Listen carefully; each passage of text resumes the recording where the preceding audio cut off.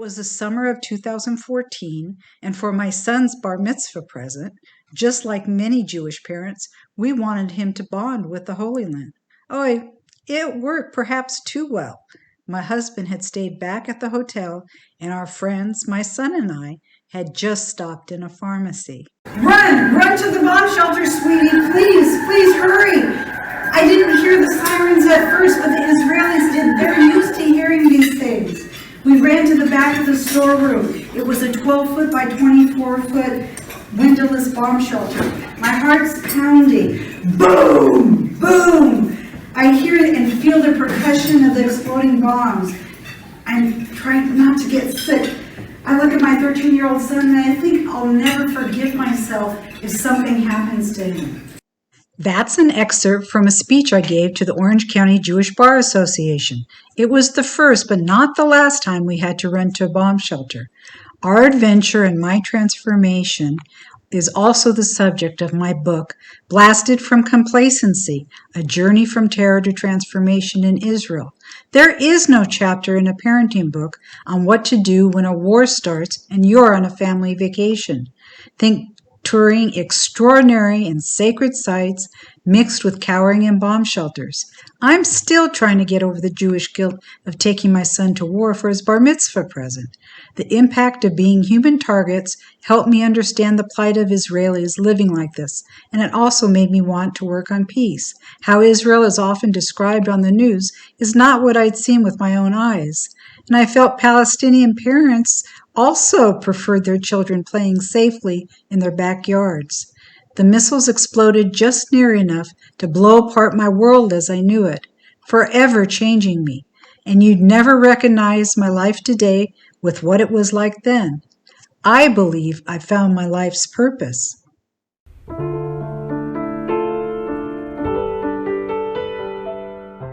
Hello, I'm Penny S.T., and I'm the host of Peace with Penny. In today's episode, we'll be speaking with Roi Silberberg, the director of the School for Peace, located in the mixed village in Israel, Wahat al-Salam, Neve, Shalom, which is a unique and inspiring cooperative village jointly founded by Israeli Jews and Arabs. The School for Peace is an uncommon educational institution founded in 1979, offering Jewish-Arab encounter programs in the spirit of their mixed Jewish and Arab community.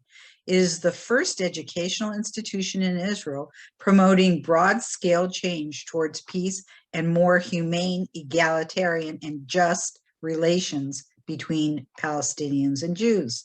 The School for Peace works with Jewish and Palestinian professional groups, women and youth, creating a genuine egalitarian dialogue between the two people. Through workshops, training, programs, and special projects, the SFP develops participants' awareness of the conflict and their role in it, enabling them to take responsibility to change the present relations between Jews and Palestinians. Although they have existed for over 40 years, unfortunately, in September of 2020, they had 2 arson attacks, and ironically, the School for Peace was burned down.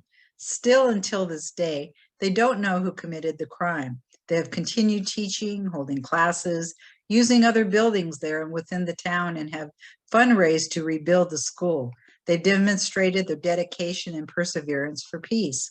Roi Silberberg is the director of the School for Peace. He became a facilitator for groups in conflict in 2006.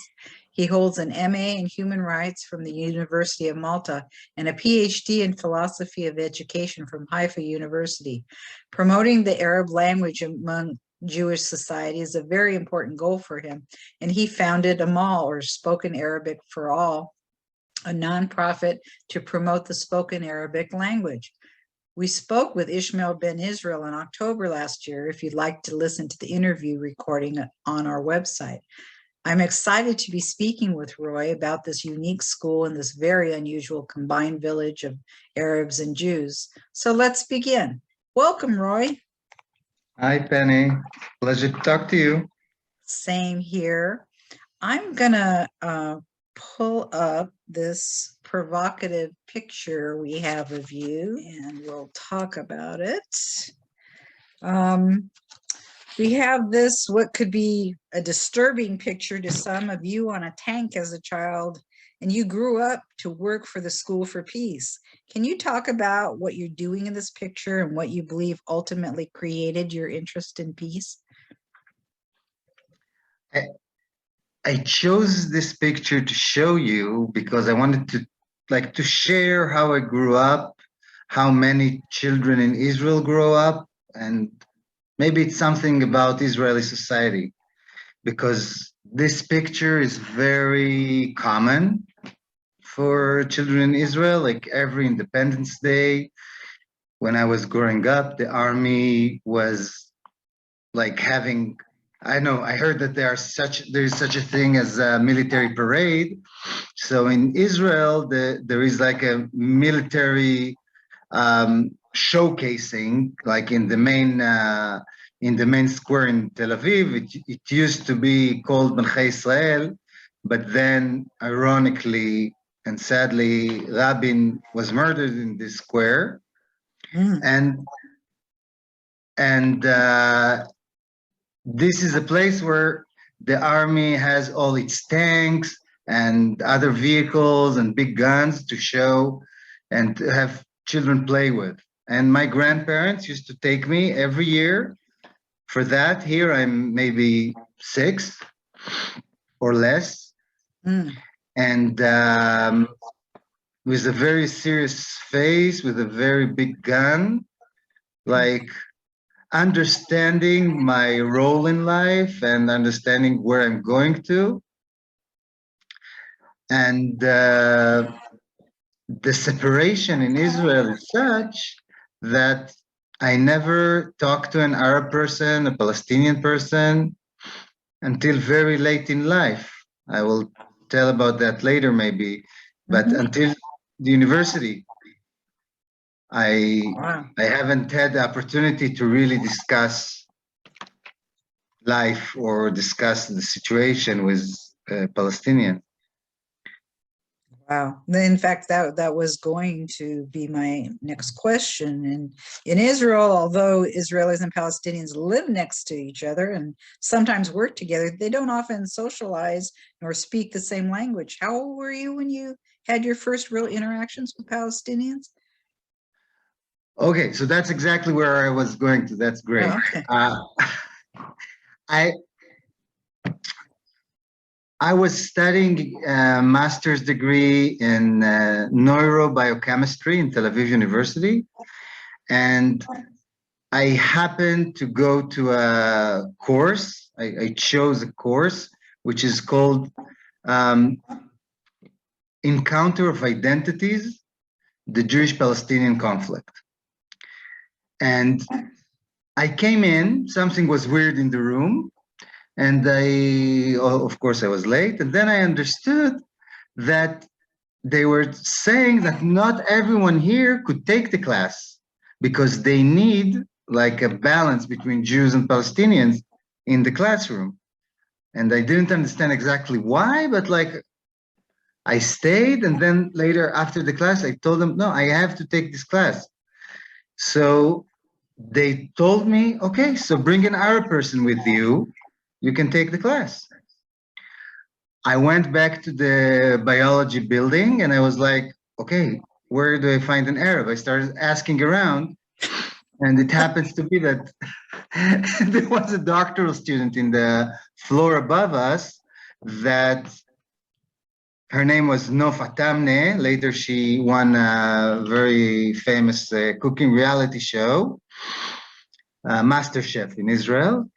Yes, I have to talk to you offline because their film just came out, and I actually recently sent the director. I wanted to meet her to interview her for Peace with Penny. We'll talk afterwards. That's so funny. Yeah, I didn't know that. Yes, it just happened within the last few days. Oh my God, that's really funny. It's really funny. Okay, so I approached her and she agreed, and we took the class together, and it was a course which was based on a dialogue of the School for Peace with School for Peace facilitators, which became important figures in my life. Dr. Neve, which was the director of the School for Peace for a period, and Ahmad Hijazi, may rest in peace, which was also a School for Peace director and was very influential. And I took this class, and that class really changed my life in a way. After that year, I finished my degree in neurobiochemistry, but then I decided I want to change. I took a facilitator's course in the School for Peace. I became a facilitator. I applied for a master's in human rights, and I really changed my life. I went abroad for studies, and I decided that if I am in this part of the world, I need to live my life as such, and not like to have like a work that I can do everywhere else, or like to address the issues at hand. And I realized something in that course, that the situation is much more urgent and much more dire than I thought before, than what I was aware, and that I have a responsibility about that, and that it's a part of everyone's life, even if they are, they're not aware of that. They go about their daily business. The conflict is there, and one thing that I thought to myself is that I'm going to have children one day, and they would ask me, okay, you understood, you became aware, so what did you do? Like, I bring children to this world, to this place, not only to this world, and I need to have responsibility for what's going on. And so since then, I'm working on an alibi for what to tell them when they ask me, so what did you do? And this is a part of my work in general, and specifically in the work in the School for Peace. Yeah, thoughts of our children often drive us to do things and stretch beyond what we originally thought we would be doing. I agree with you there. I can see how that easily happens. Israelis and Palestinians often don't speak the same language, and you founded them all, or a spoken Arabic for all.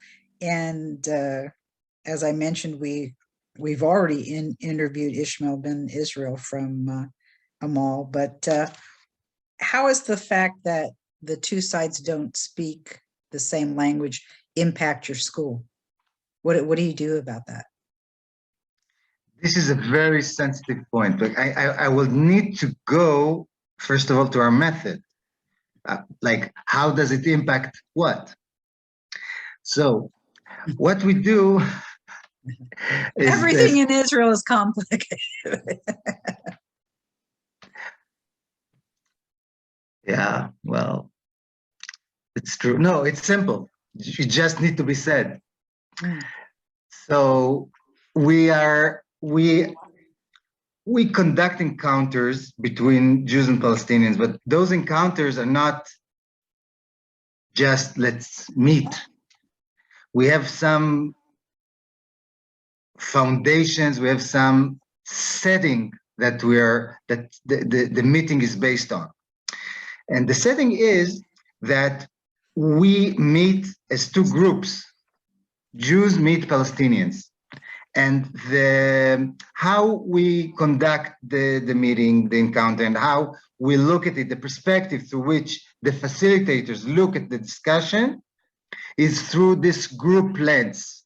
So I, as Roi, I came into the course.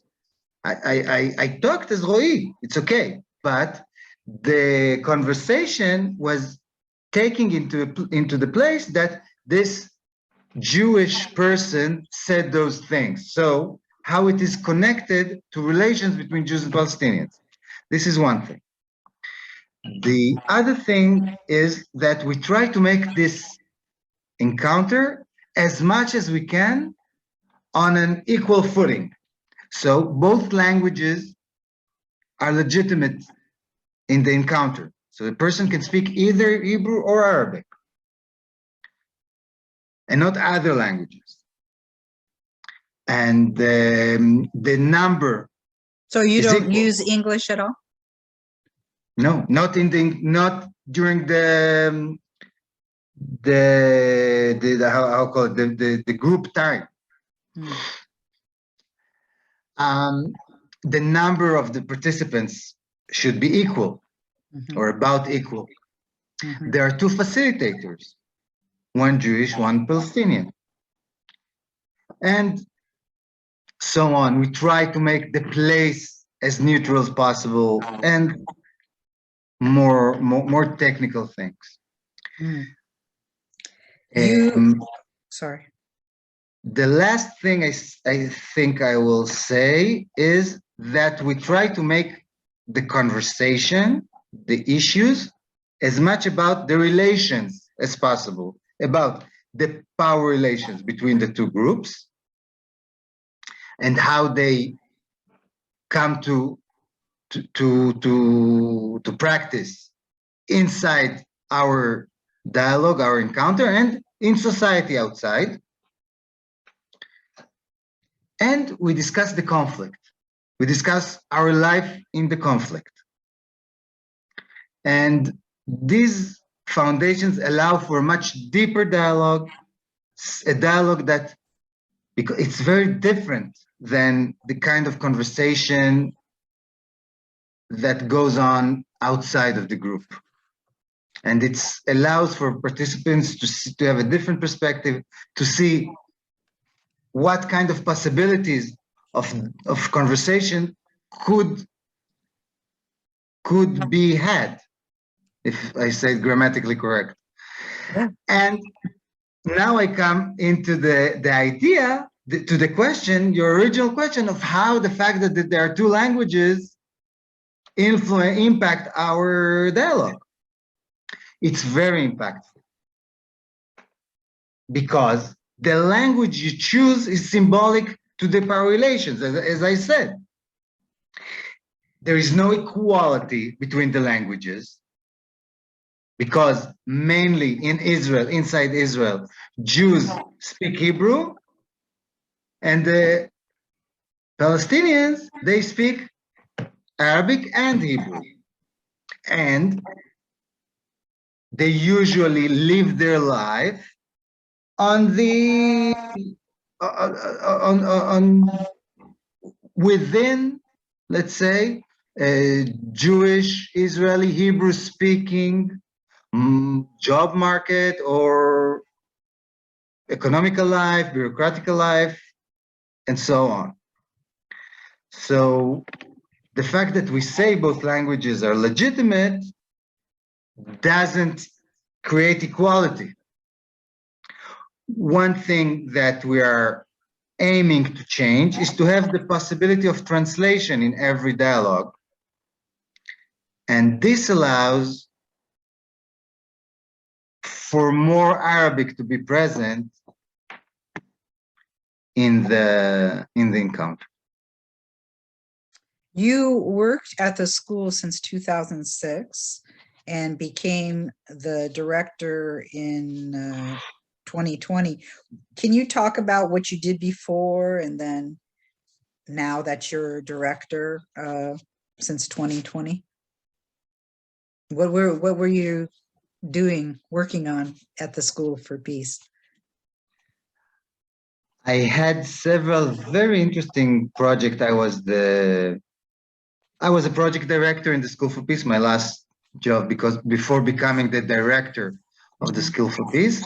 And as a projects director, I had several projects. One of them, I would talk about 3 of them. Okay. One is the youth workshops. The youth workshops are for teenagers, mainly for 11 graders coming in with their school, like, I don't know, 30 pupils from a Jewish school and 30 pupils from a Palestinian school, and they come for 3 days to Wahat Salam, Neve, Shalom, to have a workshop with the School for Peace. And this workshop is done using the dialogue method I mentioned before. And there are three days in smaller groups, like there are 60 kids there. They're divided into 4 groups of 15 persons each, and they work like that for 3 days. And this is very intense experience for the kids and for the facilitators and for the project director of this workshop. And just starting with teenagers or almost teenagers alone is an adventure. It is an adventure, but there is some kind of energy of working with 60 people for 3 days. Like, it's hard to go to sleep at nights. Like I identified with the kids, you know, when you go on an outing of the school and you sleep outside, of course they stay up until late. But us as the facilitators, we were like very into that energy. So I could identify with that.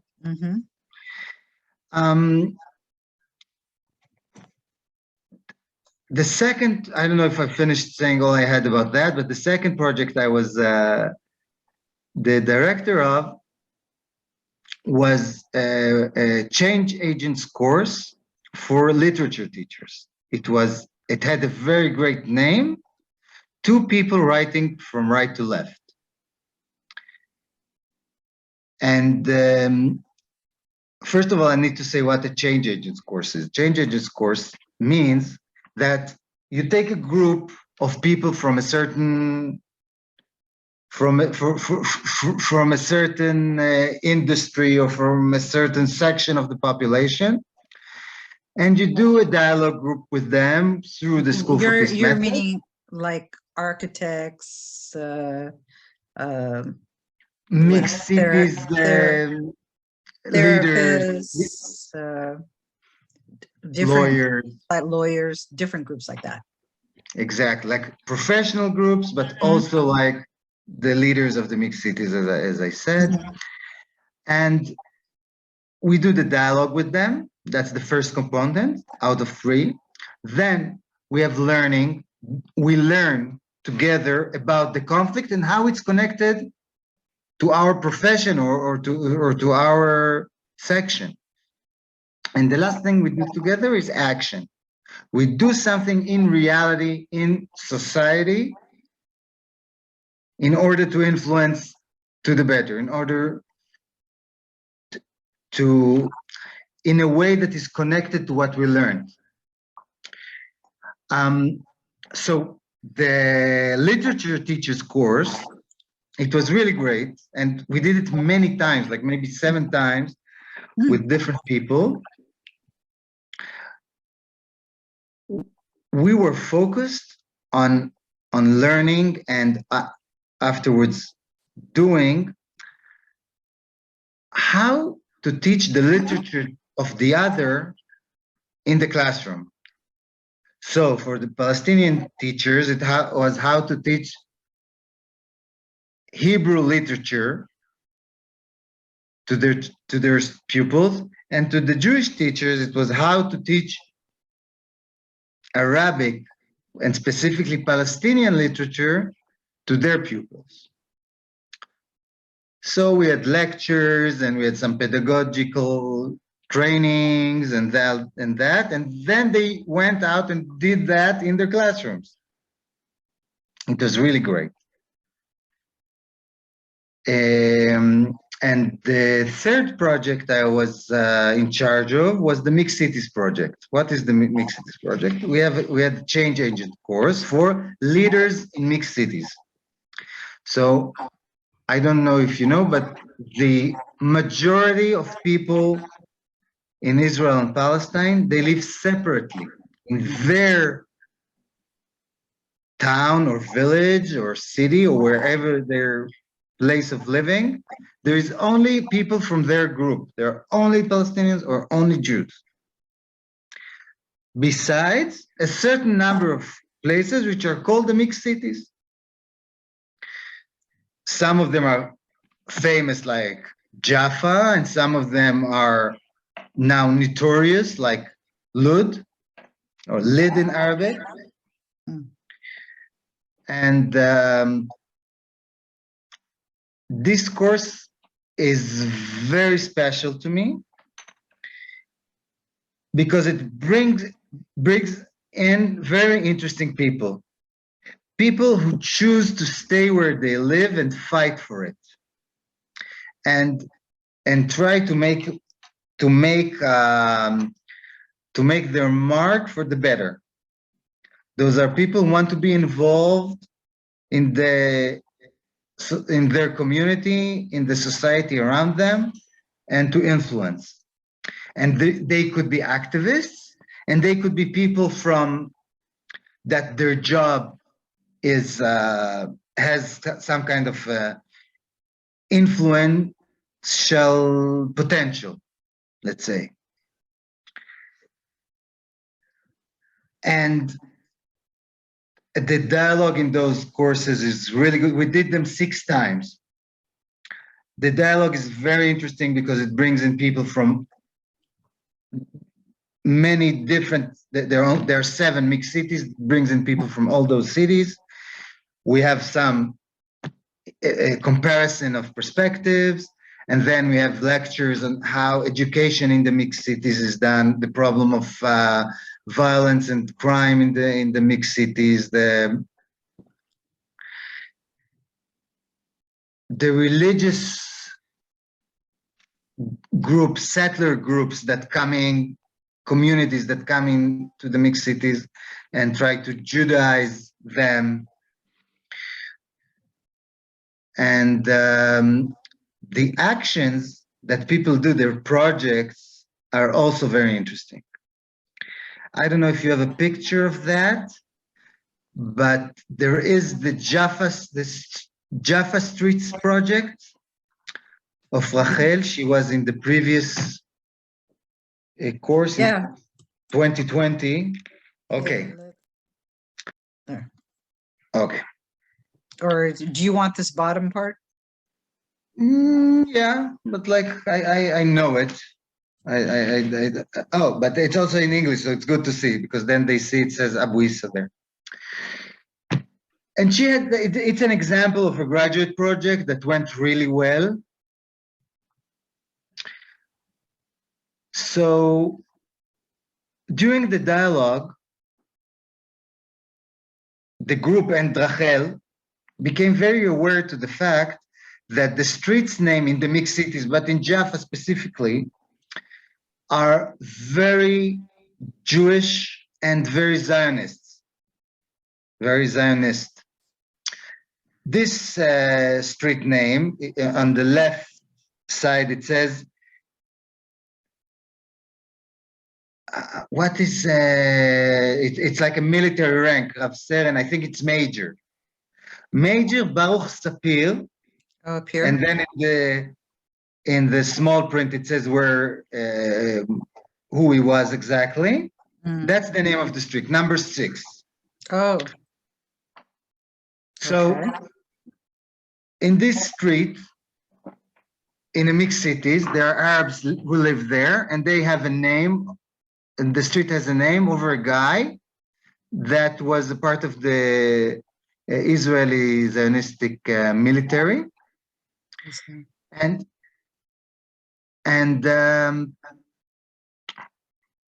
we started thinking what could be done that would improve their feeling, improve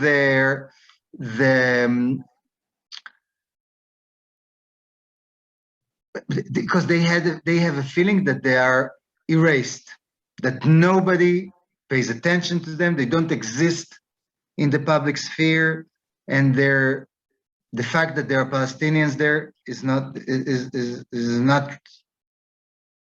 inexistent. And the idea they had is to bring back the names of the streets of how they were before the Palestinian Nakba of 1948, before the establishment of Israel. And the name of this street before 1948 was Abu Isa.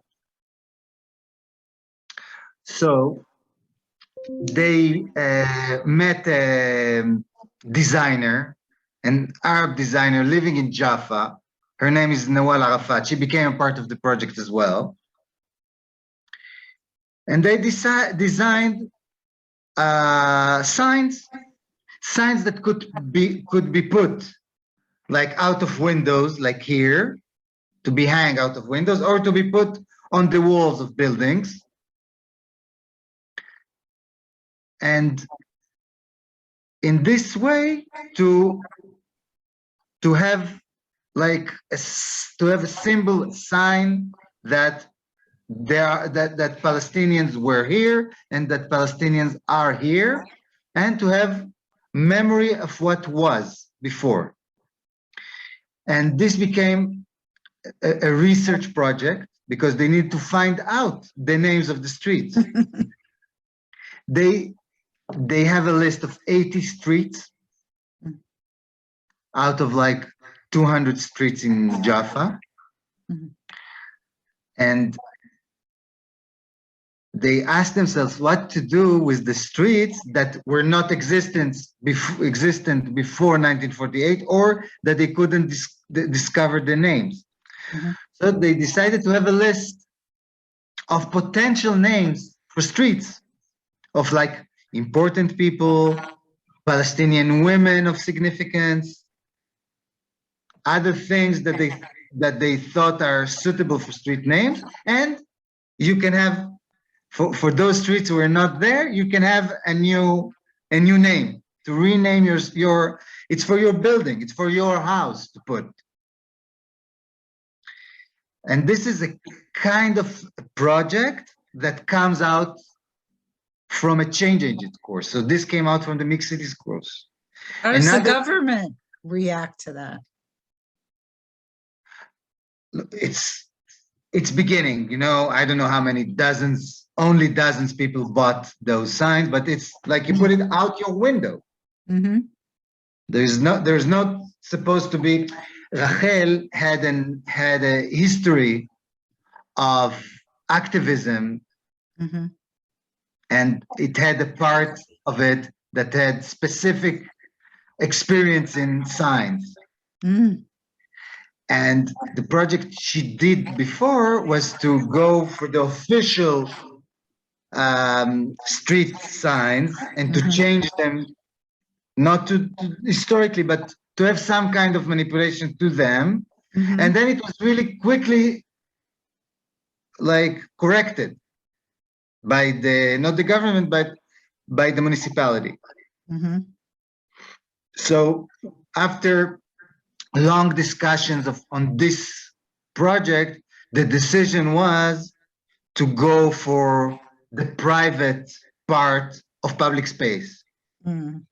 So people in the second and third floor can also buy those signs and like to hang them out of their balconies. You can have bigger signs for the higher floors. Wow. Would you say that the major driver for the School for Peace is to turn out peace activists to work on the Israeli-Palestinian conflict?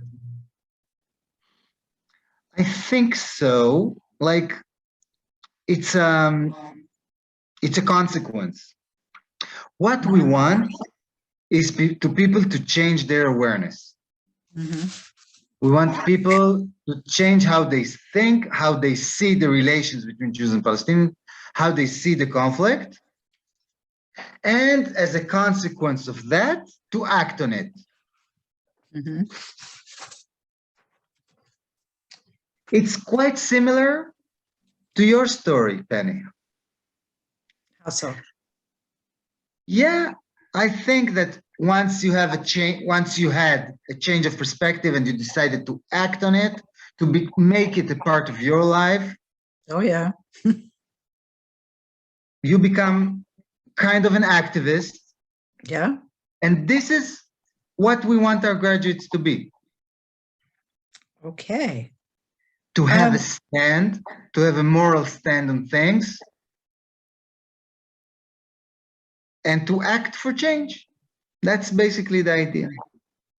And I have one more sentence about that. Of course.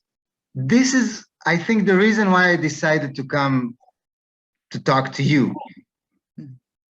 Because I feel your audience also have the potential to see things differently and then to act on it. Yeah. Great. I don't think we can talk only about the school because where you're located, Wahat Salam, Neve, Shalom, is such a unique place, although there's obviously mixed cities. Why don't you talk at least just a little bit about where you're located, because it's a very interesting place. Okay, I just have one sentence before that. Sure. Because we were talking like, how were you as a project director? Mm-hmm. And we are, the School for Peace is a very small organization of a constant staff of 5 people, most of them not in full-time positions. And then like 15 more facilitators who do those encounters. And this staff is amazing. Really, like now as a director, I can see it even more, but also as a staff member, I was like, wow, like people are so dedicated and so committed. And without that, like with this staff, we do work of many more people. We do work of, I don't know, of a much bigger organization. Like we're now working on our 2021 annual report. Mm-hmm. And without considering quality, just the quantity, I am like, wow, what have we done here? Mm-hmm. So really, I really appreciate them. And looking back, I'm thinking, wow, like as a project director, I was in charge of several projects and like really thinking about them all the time, recruiting people, which is like very, very difficult task in this political atmosphere. Yeah, that's, I had to say it. Yeah. Well, I certainly can relate to everything you say. I feel like who you work with are my people. All the peace activists that I interview, I've met are absolutely amazing people, hearts of gold, who are very open to confronting their own viewpoints and being able to listen to another's and not necessarily accept their viewpoint, but at least being willing to hear them and work with them. And I can really relate to what you're saying. So bless them all. I agree with you. But I like I said, I did, we're definitely going to speak more about the School of Peace, but I did want to also just mention where you're located, because it's a cool place that that doesn't exist in other places. So Can you talk a little bit about the village? Yes. Wahat Salam, Neve, Shalom is a mixed village. It's a community of maybe 90 families now. And they're split 50-50 between Jews and Palestinians. And we conduct our life as equally as possible. All of the institutes of the village are shared. All the decision making is shared. And it's a really cool place and complex. And I chose to raise my children here, my two daughters. And it has a very unique connection to the School for Peace. And I will talk a little bit about that. It all started with a converted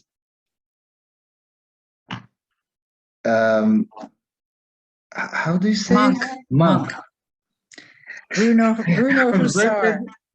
But it's important to distinguish because I think we find it very unusual. He actually converted from Judaism to Yes. being a monk. He was converted from Judaism to being a monk while growing up in Egypt. Mm-hmm. And that very special person wanted to have interfaith discussions between Jews and Muslims and Christians on a hill outside of the Latrun monastery. And he collected a bunch of young people, and they came for those discussions on a circle of rocks on a hill. And after a while, those young people thought they should bring in more people for such discussions. And that was the beginning of the School for Peace. And quite quickly, the young people told Bruno that they are not interested in the interfaith perspective as much as they are interested in the Jewish-Palestinian perspective. And that was a development of the School for Peace. And the last development was that they started staying and sleeping on the hill, and later building their houses there. And that was the beginning. After there was School for Peace activities, then the Wahat Salam, Neve, Shalom as a village became a reality. And of course, it demanded, like the monastery allowing not only to have this kind of activity on its lands, but also like donating the land to have a village on it. And without that, there could not be Wahat Salam, Neve, Shalom, because really, this is an amazing fact. Since 1948, more than 800 Jewish kibbutzim, towns, cities, small points of settlements were started for Jews. And 0 places started for Arabs in Israel. And such a place could not have been started without the fact that the land was not a state land, as most of the lands in Israel are. And yeah, that's how the community started. And the School for Peace until today is a very meaningful institution within the village and speaking for the village. Well, speaking of unusual, unique, open-minded situations, also at the school, is that, in fact, you were chosen when Nava Shonenshine, the former director, was leaving.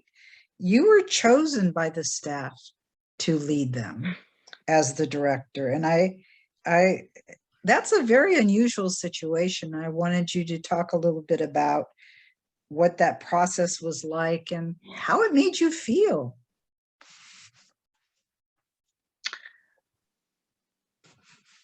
The system in the School for Peace was that you go in to become a director for a certain term, like, I don't know, 4 or 5 years. And then it changes between people in the staff.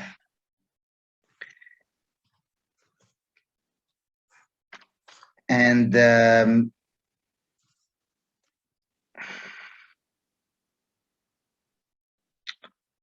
how it made me feel.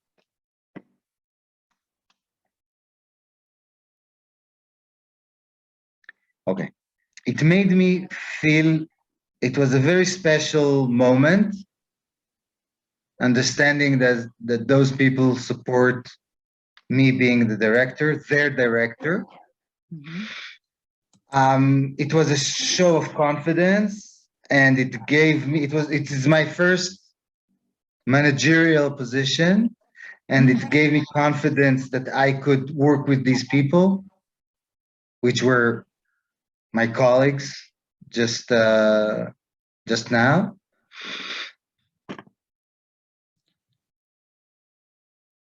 And this feeling is until today. I really respect the people I work with.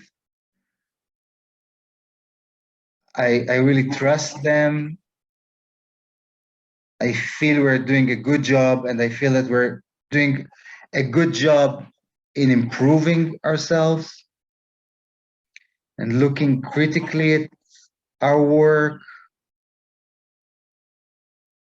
And you can also only do this from a confident position.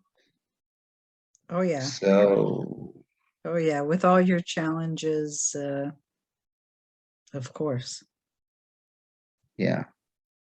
I wanted to also get back to some of the other types of classes that you have. Here you have, if you could talk about the academic courses you have, and this one's at Rupin College. What is that? Wow. Like, I started and I met the School for Peace in a university course. As it happens, this course is running for, I don't know, like 30 years already in Tel Aviv University. Wow. But in the last few years, there is a growing interest from other higher education institutions to have similar courses. And those courses are mainly dialogue in the School for Peace method, not without the action component, but with some of the learning component, like dependent on the discipline in which the faculty in which this course is run. So in Tel Aviv University, if the course is as it is in Tel Aviv, it's in the psychology department, then we learn about the social psychology of the encounter of identity and such things. In Rupin College, it's a mixture of nursing students and social studies. So they learn some things that are connected to that, and they have the dialogue. We have a course in Bezalel, which is a very famous art school in Jerusalem, and there we're in the architecture department. So there is dialogue, and then they learn about the connection between architecture and the conflict, which are it's an extremely interesting relation. And this program is really growing. Like only this semester, and in the first semester, we had like 6 courses, and we're going to have 3 more. So this year we will have 9 courses, and the interest is growing and growing.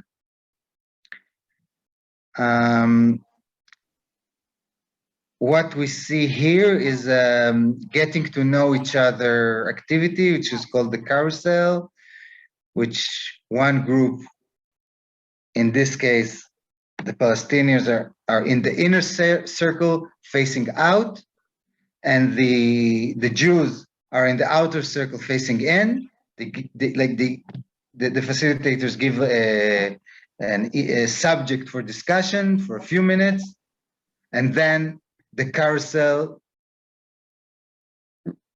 revolves, moves, and let's say the outer circles move 1 spot to the left, and you get a new person to discuss a new subject.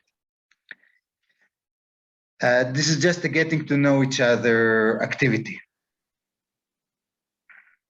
Sounds very cool. I wish I was a fly on the wall. You're right. So, and then we have here, oops, can you talk about this change agents course? Yes, this change agents course for tour guides. It's in partnership with the Wahat organization. And what is this? It's the classic change agents course for a profession. So tour guides, Jews and Palestinians meet, and they have a dialogue. Then they learn how their profession, how to be a tour guide, which is more aware to the conflict and the history of the conflict. And because it's with Wahat is an organization focused on the Palestinian Nakba. So this course is focused on how to make tours that are aware of the Palestinian Nakba. This picture is in Lifta, which is a ruined Palestinian village outside of Jerusalem, just outside of Jerusalem. And it was an amazing village. And today there are only ruins there, but it's still a very, very beautiful place. Yeah, it's sad. And your classes on environmental justice? Yeah, and the environmental justice, it's very, very interesting course. We bring in, it reminds me to talk about, I just say bring in, but it's so hard to recruit people to commit to such a process. So we put a lot of energy to recruit people to our courses, to find the people who are open to go through such a process. It's very, very difficult. But like in this course, we bring in people who are working in the environmental issue. And in the last course, which is ongoing now, we have quite high-ranking people working in organizations or municipalities regarding the environmental issue, and they learn about how the environment is equal, actually. Like environmental issues influence people equally, and how some people suffer more from that because of their history, because of their means. And what kind of change is possible. And it's a very, very cool course.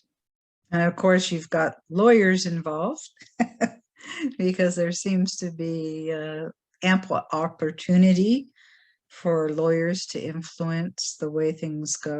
What about those type of classes? We have had in the last year, I think, 4 lawyers courses running, and we get people from all over, and there are many possibilities for influence. First of all, people kind of use us to make a transition from being a commercial lawyer into a human rights lawyer. There is no official training for that, but people need to learn, and this is a very great opportunity to learn and to network and to start understanding the issues. And there are very interesting projects that are emerging. One of them is how to influence the legal bar in Israel, which is a very powerful organization and a very right-wing, may I say, or at least mainstream. How to make it more aware to Palestinians, more aware to human rights. That's one of the project that is emerging there. And the research center? The research center is now going through like an evolution. It used to be a very strong center studying our method, the dialogue method, which I presented, was developed in the research center of the School for Peace. In the last few years, it studied like more general issues that are connected to the conflict. Like, I don't know if you heard about the nationality law. No. Which the nationality law was a very right-wing attempt to stress the Jewishness of the state.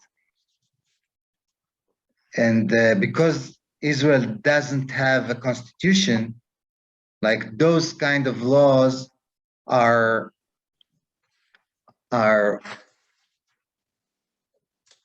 possible. And like we had the conference, like this, the research center was trying to think, okay, what possible constitutions could we have that would allow a better relations, a better state, and all that, in light of this nationality law. So that obviously causes contention. And speaking of contention, not everyone is happy about the school having both Jewish Israelis and Palestinians working together. And in September, as I had mentioned, 2020, you had 2 arson fires set that unfortunately actually burned down the school. And let me share this picture, this very sad picture here. And why don't you talk about that whole issue and what happened? And yeah, and September 1st, 2020, an arson attack was committed, and the School for Peace was burned down. The classrooms were burned down, and we still don't know who did it. And but there is evidence that it was an arson attack. The police closed the I don't know how you call it, closed the investigation after 6 months. Why, if they don't know who caused it, why would they do that? I think this is what you do when you don't know who did something. No, like if you know who did it, and after the investigation, you can continue. And here they didn't have the investigation failed. And I tell you something even worse, maybe. After 2 days after that attack, like the School for Peace we changed our auspices to another building in the village, to the Peace Library, which was vacant for us, or which was vacant, and we could use it. And then 2 days later, that building was also there was an attempted arson here, which was only because it's a new building with sprinklers and fire alarm and all that. It was only damage to the furniture and to some of the books, but not to the building. So we were really feeling haunted. I went around with a headache for several weeks. And this is when I became director. Oh, welcome to management. Oh my goodness. I'm not laughing because it's funny. I'm laughing at the irony that you have big shoulder pads, I hope. And I was not aware that what would happen is that we went into a very big campaign using, thanks to the Communications and Development Office of the village. We managed to raise more than $1 million for the rebuilding of the School for Peace. And now we are having the task of really building it. And this is something I didn't plan on when I took the job. Maybe some of those architects that you will help you in your school. Yes, they did help us actually with finding an architect and with the process. Yeah, you're right. So when do you think the school will be rebuilt? I hope that in a year from now, or maybe a bit more. I don't know if you're aware, but there is inflation going on. And Yeah. it's not sure that the money we collected would be enough. And it's like we're trying to figure this out as well. But even so, all along you've been still running the school just from different buildings, and it's still going on. I want people to know that.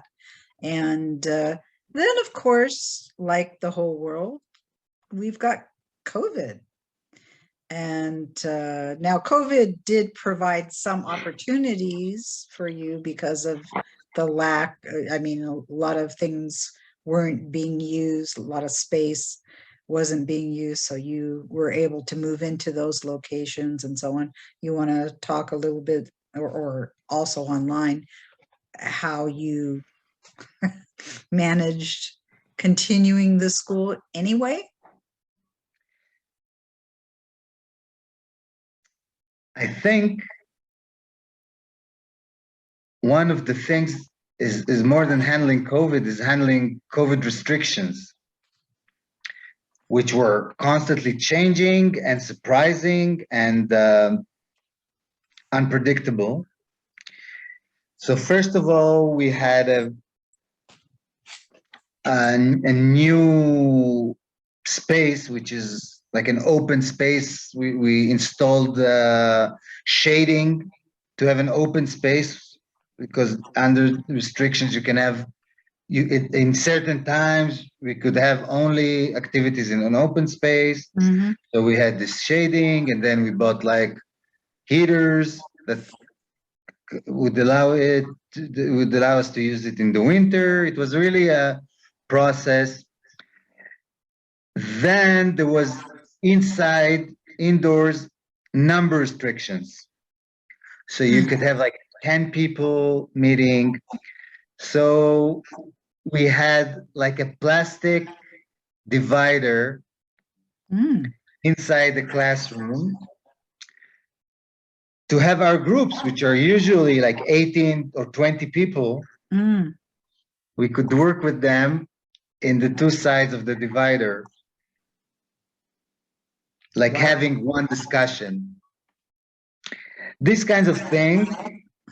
And then, working in between we had several, I don't know how you call them, like when you're not allowed to leave the house.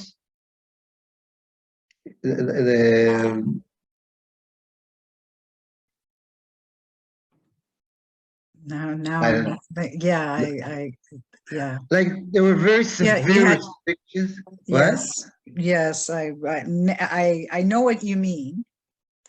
But the word's escaping me now too, but I know what you mean, that you had to stay inside and Yeah. not travel restrictions, essentially. Yeah. So we needed to do our activities in between those restrictions. So meetings and encounters were postponed or moved online. And we managed like So with all 20 your Herculean efforts, you continue. I did want to, I mean, you've been around for over 40 years and have had thousands of graduates, and I did want to talk about your large emphasis now on the graduates, and that March 3rd and 4th, coming up very soon, you have this big graduate conference called Activism Between Separation and Collaboration in Wahat Salam, Neve, Shalom. And it's a big, huge, great event for your school. So let's end on that. Let's end on what's providing your future. Look, I was surprised today. I checked in and there are 110 registered participants. Wonderful. Mazel tov. No, it's really, really amazing. And we're going to have discussions, and we're going to really what type of discussions about activism, how it should be done ideologically and practically. Should it be, how important it is, for example, how important it is that certain kinds of activism would be a collaboration between Jews and Palestinians. And maybe there are times where it should be separated. That separation is more important. And those kind of theoretical discussions for these people are really practical, like practical debates they have within themselves. Yeah. And we try to have like the surrounding to support them in that, and to continue doing their engagement with the situation, which is really saddening, which is really just bad, like we're finishing like with, like there's such a great conference or whatever, but people who are aware, they live with this every day. Yeah. So for your final question, describe what you'd like to be the direction you'll be headed in for the School of Peace in 5 years? In 5 years, what would you like to be working on?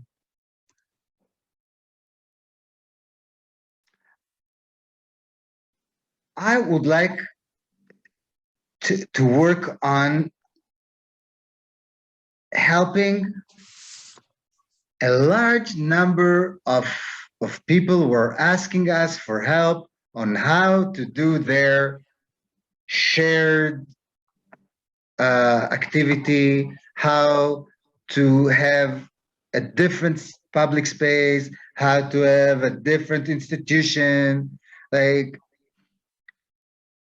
now we're working against resistance. Like people want to be engaged, people want to be activists, people want to think the relations and the conflicts are important. They work against resistance. And I dream that the School for Peace would offer our expertise for people who are willingly want for institutions and for entrepreneurs and whatever, that they just want to have things different. And we would go with the flow, that our ideology would be a part of the flow. That's what I want us to be. Awesome. Well, thanks so much, Roy. It's great to hear that there are so many people willing to study the relationships between the groups so they can help to bring about peace and be willing to put out the effort to take actions for the next steps. Next week on March 1st at 11 a.m. Pacific time, we'll be talking with Shefa Van Steen, co-founder and president of Regeneration Education, and turn our focus to people working with the next generations who are burdened with ultimately solving this problem. Regeneration Education advances peace building through innovative approaches to the education, development, and resilience of young children in crisis zones so they are able to imagine and create a better future. Many children, especially those in Israel and the West Bank, are affected by toxic stress. Violent conflict and poverty are the most common culprits. Toxic stress harms a child's life in many ways: brain development, academic achievement, and mental and physical health. Even their likelihood of committing violent crimes increases. Perhaps the most tragic side effect is the stalled development of empathy, a foundation for peace building. Regeneration Education addresses childhood toxic stress for Jewish, Christian, and Muslim children by partnering with and co-sponsoring trauma-informed schools for children in Israel and the West Bank, hosting conferences and trainings focused on educating children in crisis zones for Western and Middle Eastern kindergarten and elementary school teachers, initiating and building interfaith networks in the U.S. that model healing in the Middle East. We hope you'll join us as we discuss how healing the wounds of this generation is essential to taking the next steps forward toward peace. And for now, we close wishing that you all live in peace, shalom, and salam.